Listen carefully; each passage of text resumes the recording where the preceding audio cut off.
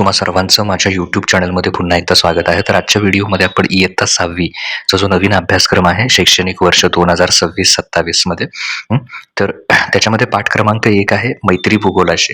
तर मागच्या व्हिडिओमध्ये आपण ते प्रकरणाच्या ज्या सगळ्या नोट्स आहेत, महत्त्वाचे मुद्दे आहेत ते बघितले होते. या व्हिडिओमध्ये आपण त्याचा स्वाध्याय किंवा प्रश्नोत्तरं जी आहेत, तर ती आपण या व्हिडिओमध्ये बघणार आहोत. तर पहिल्या प्रश्नामध्ये प्रश्न 1 मध्ये अचूक पर्यायाला गोल करायचं आहे. आता मी तुम्हाला इथं उत्तर देतोय. तुम्ही काय करा, योग्य पर्याय निवडा आणि तुमच्या वहीमध्ये लिहा. आता त्याच्यातला पहिला आहे जिओ आणि ग्राफिया या शब्दांचा अर्थ काय? तर नोट्समध्ये आपण बघितलं होतं जिओ म्हणजे पृथ्वी आणि ग्राफिया म्हणजे वर्णन करणं. म्हणजे जिओग्राफिया आणि ग्राफिया यांचा अर्थ काय येणार? पृथ्वीचं वर्णन करणं. पर्याय त्यातला बरोबर येणार. भूगोल विषयात कोणत्या घटकांचा अभ्यास केला जातो? तर पर्याय बरोबर आहे. पृथ्वीवरील प्राकृतिक म्हणजे नैसर्गिक घटक जे निसर्गात ऑलरेडी आहेत, जैविक आणि मानवी घटकांचा काय केला जातो? अभ्यास केला जातो. खालीलपैकी कोणता भौगोलिक माहितीचा प्राथमिक स्रोत आहे? क्षेत्रभेट. क्षेत्रभेट हा काय आहे? भौगोलिक माहितीचा प्राथमिक स्रोत आहे. कारण आपण क्षेत्रभेटी दरम्यान काय करतो? प्रत्यक्ष भेट देऊन माहिती गोळा करतो. ओके, त्यामुळे तो पर्याय येणार. ओके. त्याच्यानंतर गावातील हवामानाच्या अनुभवासंदर्भात लोकांकडून माहिती घेणे हा कोणत्या प्रकारचा स्रोत आहे? तर प्राथमिक. कारण तुम्ही गावातल्या लोकांकडे जाता आणि तिथलं हवामान विचारता, त्यावेळी एक प्रकारे तुम्ही त्यांची मुलाखत घेता आणि मुलाखत हा घटक कशामध्ये येतो? प्राथमिक स्रोतामध्ये. चर्चेद्वारे माहिती गोळा केली जाते, त्याला प्राथमिक स्रोत म्हणतात. नकाशा, क्षेत्रभेट, आणि उपग्रह प्रतिमा वापरून माहिती गोळा करणारा विद्यार्थी आपले कोणकोणते कौशल्य विकसित करतो? नकाशा बघतो म्हणजे निरीक्षण आलं, क्षेत्रभेट, उपग्रह प्रतिमा वापरून माहिती गोळा करणं. तर हे सगळं काय, त्याचा कुठला गुण वापरतो, कुठलं कौशल्य वापरतो? तो निरीक्षण म्हणजे पाहणं आणि त्यातून अभ्यासनं. विश्लेषण म्हणजे त्याचं संपूर्ण अभ्यास करणं, त्याचं वर्गीकरण वगैरे करणं, विश्लेषण. तर त्याची ही कौशल्य काय होतात? विकसित करतो. खालीलपैकी कोणता प्राथमिक स्रोत नाही? स्वतः वाचलेलं प्रवास वर्णन. तुम्ही एखादा लेखक आहे, त्यानं वेगवेगळ्या ठिकाणी प्रवास केलाय, त्याचं जर प्रवास वर्णनाचं पुस्तक वाचलं तर ते दुय्यम स्रोत आहे. कारण ती माहिती त्या लेखकानं लिहून ठेवली आहे. त्यामुळे हे प्राथमिक स्रोत नाही. तर आता त्याच्यातला 6वा प्रश्न बघूया. प्रश्न क्रमांक 7 आहे दुय्यम स्रोतांविषयी कोणते विधान अयोग्य किंवा चुकीचे आहे ते लिहायचं आहे. तर चुकीचं विधान कोणतं आहे याच्यातलं? या 4 पर्यायामधलं. तर यातून मिळालेली माहितीची विश्वासार्हता अधिक असते, हे विधान चुकीचं आहे दुय्यम स्रोतांविषयी. कारण दुय्यम स्रोत जे आहेत ते इतरांच्या संशोधनावर आधारित असतात आणि त्यामुळे त्यातील माहिती प्राथमिक स्रोतापेक्षा त्याच्यावर आपण कमी विश्वास ठेवू शकतो. हे पूर्ण विश्वासार्ह म्हणजे अधिक विश्वासार्ह असत नाही. तर हे विधान काय आहे त्यातलं? यातून मिळालेली माहितीची विश्वासार्हता अधिक असते दुय्यम स्रोतातून. हे विधान काय आहे? अयोग्य आहे. तर हे त्याचं उत्तर येणार. त्याच्यानंतर पुढे खालील विधाने तपासा आणि अयोग्य विधाने दुरुस्त करून पुन्हा लिहा. तर भूगोल या शब्दाचा अर्थ पृथ्वीचे वर्णन करणारे असे शास्त्र आहे. तर हे योग्य विधान आहे. भूगोल विषयात फक्त पृथ्वीच्या प्राकृतिक रचनेचा अभ्यास केला जातो. पृथ्वीच्या प्राकृतिक म्हणजे नैसर्गिक. तर हे विधान काय आहे? अयोग्य आहे. अयोग्य म्हणजे त्याच्यात काय दुरुस्त करायला पाहिजे? तर भूगोल विषयात प्राकृतिक घटकांचा तर अभ्यास केलाच जातो, त्याचबरोबर मानवी घटकांचा आणि प्राकृतिक घटक म्हणजे नैसर्गिक घटक आणि मानवी घटक यांचा परस्पर संबंध सुद्धा अभ्यासला जातो. छायाचित्र आणि चित्रफिती हे प्राथमिक स्रोत आहेत.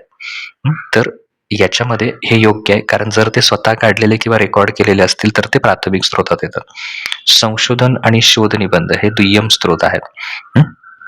तर हे सुद्धा काय आहे? योग्य विधान आहे. आणि हे जर का आपण स्वतः काढलं नसेल तर मग हे अयोग्य होणार. त्याच्यानंतर पुढचं आहे थोडक्यात उत्तरे लिहा. भूगोल ही संकल्पना काय करायची? स्पष्ट करायची. तर भूगोल या शब्दाला इंग्रजीमध्ये काय म्हटलं जातं? जिओग्राफी म्हटलं जातं आणि तो ग्रीक शब्द जिओ म्हणजे पृथ्वी आणि ग्राफिया म्हणजे वर्णन करणं या शब्दावरून आलेला आहे. थोडक्यात याला काय म्हणू शकतो? पृथ्वीचं वर्णन करणारं शास्त्र म्हणजे भूगोल. भूगोलामध्ये पृथ्वीवरील प्राकृतिक म्हणजे ज्याला आपण नैसर्गिक घटक म्हणतो आणि मानवी घटकांचं तसंच त्यांच्यातील परस्पर म्हणजे एकमेकांशी त्यांचा जो संबंध आहे त्याचा वैज्ञानिक दृष्टिकोनातनं काय केला जातो? अभ्यास केला जातो. त्याच्यानंतर पुढे आहे भूगोल विषयाच्या अभ्यासाचे प्राथमिक स्रोत व दुय्यम स्रोत यातील फरक स्पष्ट करायचा आहे. तर प्राथमिक स्रोतमध्ये काय येतं, भूगोल अभ्यासातील अशी माहिती जी प्रत्यक्ष निरीक्षणातून, मोजमापनातून किंवा नोंदणीतून मिळवली जाते, त्याला म्हणायचं प्राथमिक. भूगोल अभ्यासातील दुय्यम स्रोत म्हणजे अशी माहिती जी आधीच संकलित केलेली आहे, म्हणजे कुठल्या तरी पुस्तकात एकत्रित केलेली आहे, विश्लेषित किंवा सादर केलेली आहे. त्याच्यानंतर हा थेट मिळवलेला स्रोत असल्याने याची विश्वासार्हता अधिक असते, जास्त असते, म्हणजे याच्यावर आपण जास्त विश्वास ठेवू शकतो.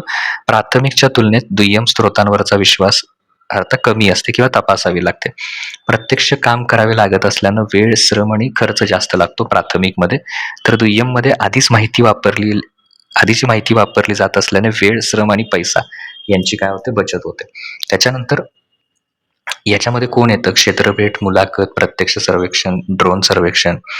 याच्यामध्ये कोण येतं, दुय्यममध्ये पृथ्वीगोल नकाशे, पाठ्यपुस्तके, संदर्भ ग्रंथ, वृत्तपत्रे, उपग्रह प्रतिमा. तुम्ही अनुभवलेल्या क्षेत्रभेटीतील कोणत्याही एका ठिकाणाचे भौगोलिक दृष्टीत शब्दात वर्णन करा. आता इथं खाली समुद्र किनारा, क्षेत्रभेटीचे एक आदर्श उदाहरण दिलेलं आहे. शाळेमार्फत समजा कोणताही एक नदीकाठ केला तर त्याच धर्तीवर तुम्ही लिहू शकता. तुमच्या शाळेनं जिथं क्षेत्रफळ दिले त्याचं तुम्ही यामध्ये लिहू शकता. तर ह्याच्यामध्ये कुठले कुठले, समजा हरिहरेश्वर समुद्र किनारा, कोकण किनारपट्टीचा आपण क्षेत्रभेट केली आहे, तर त्याचं भौगोलिक स्थान आणि स्वरूप हे सांगायचं. तर हे इथं दिलेलं आहे, हे वाचू शकता तुम्ही. तिथलं हवामान कसं आहे त्याच्याबद्दल आपण लिहू शकतो, हवामानाबद्दल. नैसर्गिक वनस्पती कोणत्या आहेत, मानवी जीवन आणि व्यवसाय काय आहे, हे सगळी माहिती तुम्ही काय करू शकता, या क्षेत्रभेटीच्या वर्णनामध्ये लिहू शकता. तर याचा स्क्रीनशॉट मारा आणि तुम्हाला याची माहिती तशी लिहिता येईल. मग तुम्ही ज्या ठिकाणच्या जवळच्या ठिकाणची क्षेत्रभेट केली आहे त्याची या मुद्द्यामध्ये तुम्ही लिहू शकता, किंवा तुमच्या शाळेची ट्रिप हरिहरेश्वरला गेले, क्षेत्रभेट झाले असं समजून हे सुद्धा उत्तरामध्ये लिहू शकता. आता 1.1 पुस्तकामध्ये निरीक्षण करायचं आणि कोणकोणत्या भूगोलामध्ये घटकांचा समावेश होतो. तर पाठातील 1.1चं निरीक्षण केलं असता भूगोलामध्ये 2 घटक आहेत, एक प्राकृतिक म्हणजे नैसर्गिक घटक आणि मानवी घटक, यांचा परस्पर अभ्यास केला जातो, हे स्पष्ट होतं. तर प्राकृतिक घटकांमध्ये कोण येतं, शिलावरणामध्ये डोंगर, पर्वत, पठारे, मैदाने, खडक, मृदा यांचा समावेश होतो. जलावरणमध्ये महासागर, समुद्र, नद्या, तलाव, भूजल यांचा समावेश होतो. वातावरण जर घेतलं तर हवेची स्थिती, तापमान, वारा, पाऊस, ऋतुचक्र आणि हवामान यांचा अभ्यास होतो. जीवावरण जर विचारात घेतलं तर पृथ्वीवरील वनस्पती, प्राणी, सूक्ष्मजीव, सृष्टीचा अभ्यास, तर हे सगळं येतं त्याच्यात. मानवी घटकामध्ये कुठले कुठले घटक येतात, लोकसंख्येचं वितरण, म्हणजे प्रत्येक भागात लोकसंख्या कशी आहे, घनता किती जास्त आहे, लोकसंख्या किती कमी आहे एखाद्या प्रदेशामध्ये, मानवी विकास तिथला काय आहे, मानवी वस्ती हा घटक येतो, म्हणजे ग्रामीण आणि नागरी वस्त्यांची रचना, त्यांचा प्रकार, आर्थिक क्रिया, मानवाचा व्यवसाय, प्राथमिक, द्वितीयक, शेती, उद्योग, व्यापार जे काही असेल ते, सामाजिक स्थिती कशी आहे, सामाजिक जीवन, संस्कृती, त्या प्रदेशातली वैशिष्ट्य, संसाधने, निसर्गाकडून मिळणारी साधन संपत्ती, सौर ऊर्जा असेल, वारा, खनिजे, त्यांचा वापर. तर ह्या सगळ्या घटकांचा त्याच्यामध्ये अभ्यास केलेला आहे. आणि पर्यावरण व शाश्वत विकास हा एक शेवटचा घटक आहे. निसर्ग आणि मानव यांचे नाते दृढ करण्यासाठी पर्यावरण रक्षण, प्रदूषण नियंत्रण, भविष्यातील पिढीसाठी नैसर्गिक संसाधने टिकून ठेवणे, यालाच आपण साधने म्हणतो. ओके, म्हणजे खनिजे वगैरे जी मिळतात तर ती टिकवून ठेवणं पुढच्या पिढीसाठी, अशा प्रकारचा शाश्वत विकास कसा करता येईल याचा अभ्यास भूगोलामध्ये केला जातो. आता भूगोलाच्या विषयाची साधनं दिलेत, योग्य ते ठिकाण करायचंय. स्वतः गोळा केलेले माहितीचे नमुने प्राथमिक, मृदेच्या वितरणाचा नकाशा दुय्यम, विविध फुले आणि फळे यांची चित्रे दुय्यम, तुम्ही लिहिलेला क्षेत्रभेटीचा अहवाल, स्वतः लिहिला असेल तर लिहिलेल्या क्षेत्रभेटीचा अहवाल, हा अहवाल लेखी स्वरूपातील दस्तऐवज आहे, त्यामुळे तो दुय्यम राहणार. चिखलदरा येथील निसर्ग सौंदर्याची चित्रफिती, आधीच बनवलेला व्हिडिओ असल्यास दुय्यम येणार. प्रवास वर्णनांची पुस्तके दुय्यम येणार. स्वतः निरीक्षण केलेल्या विविध प्रकारची फुले व फळे, स्वतः गोळा केलेल्या खडकांचे नमुने प्राथमिक, वृत्तपत्रामधील भौगोलिक माहिती दुय्यम, गोळा केलेल्या तृणधान्यांचे आणि कडधान्यांचे नमुने प्राथमिक. तर अशा प्रकारे तुम्ही काय करू शकता, वर्णन तिथं म्हणजे त्याचं वर्गीकरण करू शकता. ओके, तर आता इथं मात्र तुम्हाला काय आहे, इथं तुम्ही शिक्षकांना विचारून ते लिहा की स्वतः तुम्ही क्षेत्रभेट आहे, तुम्ही लिहिलेल्या क्षेत्रभेटीचा अहवाल आहे, लिहिलेला असेल तर तो दुय्यम येणार, स्वतः जाऊन भेट घेतली असेल तर तो मग प्राथमिक येणार.